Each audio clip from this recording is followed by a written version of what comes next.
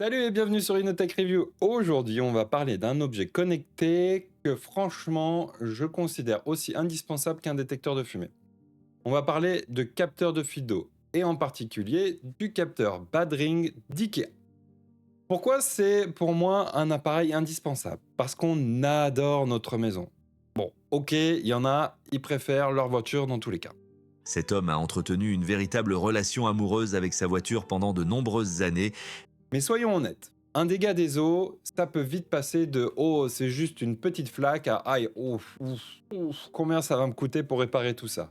Entre remplacer le sol, repeindre les murs, réparer les meubles, ça peut vite devenir un cauchemar. Alors, mieux vaut prévenir que dépenser des fortunes à réparer les dégâts. Ce petit capteur, en plus d'être mignon comme tout, ou pas, pourrait bien être le super-héros discret qui sauve votre mobilier. Allez, on va le déballer, on va regarder un peu tout ça en détail. Et puis, bah, comme vous le savez, moi, en général, pour contrôler tout ce qui est appareil Zigbee, j'utilise Zigbee 2 MQTT. J'utilise pas Philips UE, ce qu'on a dans Home Assistant, les applications Aquara, Sonoff, etc. C'est mort. Donc, on va faire l'appairage sur Zigbee 2 MQTT. Allez, c'est parti. Donc voilà notre petit capteur d'eau Badring d'IKEA. Donc comme vous pouvez le voir, la pile n'est pas incluse et vous ferez bien attention, c'est des piles AAA. Mais on va en parler juste après. Et c'est un appareil qu'on met uniquement à l'intérieur. Donc voilà, on voit un peu le design. Sur cette partie-là, et ben voilà, on nous indique que c'est un appareil Zigbee, ce qui est super, il est connecté, on va pouvoir automatiser plein de choses. Et ensuite, ici, on a une petite description pour nous expliquer très rapidement à quoi ça sert. Voilà, que ça fait du bruit une fois que c'est dans de l'eau. Donc, on a un capteur d'eau. Voilà, super. Merci Ikea. Donc, on va ouvrir ça. Donc, dedans, on a notre petit capteur qui est là. Une notice. Bon, là, on est vraiment sur du très très simple, hein. Donc, la notice, oups, on s'en fout. Donc voilà, donc en haut on a la petite partie là qui permet de... il doit avoir le haut-parleur derrière. Derrière on a des petits coussins là pour se poser. On a la partie pour ouvrir la trappe, du coup pour mettre la pile, et des petits connecteurs métalliques. Et donc du coup quand il y a de l'eau, eh ben, il y a un petit courant qui va de ce connecteur à l'autre, puisque bah, l'eau ça conduit. Et puis bah, ensuite ça sonne. Donc voilà. Donc on va l'ouvrir, c'est assez simple, vous pouvez utiliser un tournevis ou une clé. Et donc à l'intérieur, on peut voir effectivement l'emplacement de la pile. Donc une pile AAAA, enfin 3A, LR03 et 3A. Donc voilà. Et ça c'est un aspect, je veux vraiment le souligner, qui est très important. Je suis très très content que Ikea, sur ce genre d'appareil, qui a pas besoin d'être super compact, et cetera, utilise, bah, les piles les plus standards qu'on peut trouver sur le marché. Donc les piles bâtons là, voilà les petites piles comme ça.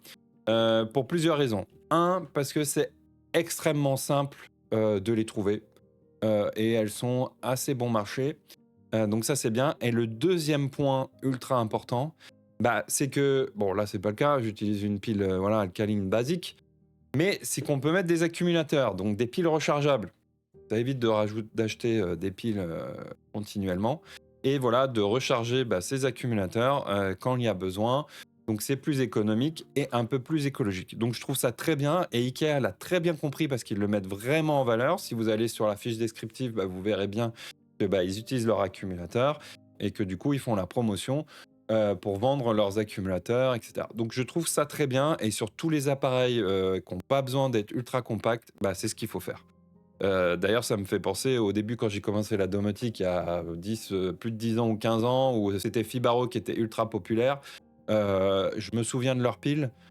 C'était une tannée, hein, parce que les formats très, très spécifiques, qui n'existent pas pour ainsi dire, on va dire, il fallait aller sur les sites spécialisés, donc ça, c'était une catastrophe. Et ensuite, bah, effectivement, sur nos appareils très compacts, on va plutôt utiliser des piles boutons qui sont très bien, mais malheureusement pas écologiques et deuxièmement très dangereuses pour les enfants.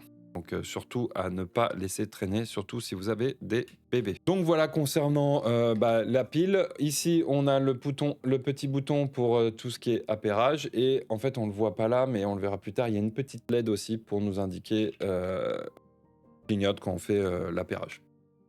Donc voilà, donc on va mettre tout de suite la pile dans cet appareil et puis on va aller sur Zigbee to MQTT pour voir comment se passe l'appairage. Et voilà, on est sur Zigbee to MQTT, je mets la pile, j'appuie sur activer l'appairage, je clique plusieurs fois et normalement, et voilà, starting interview, donc on est bon. Donc on va dans la partie expose et dans cette partie on peut voir les informations qui sont remontées. Donc en gros il n'y a pas grand chose. Est-ce qu'il y a une fuite d'eau ou non, le niveau de batterie et le niveau de qualité du réseau. Donc si on veut faire un petit test, il suffit juste d'humidifier un peu son doigt, de faire la connexion entre les deux pins et ça va sonner et vous allez voir que tout ça remonte parfaitement bien. Donc voilà, je fais la connexion et on peut voir tout de suite que la fuite, donc j'ai le bruit avec la petite LED, vous pouvez l'avoir peut-être. Donc voilà, ça marche très bien et c'est très très réactif, hein. Là-dessus, il n'y a rien à dire. Donc on va aussi en profiter pour renommer l'appareil. Donc je change son nom, on va modifier l'ID de l'entité dans Home Assistant et renommer l'appareil. Donc si je vais dans Home Assistant, je rafraîchis ici.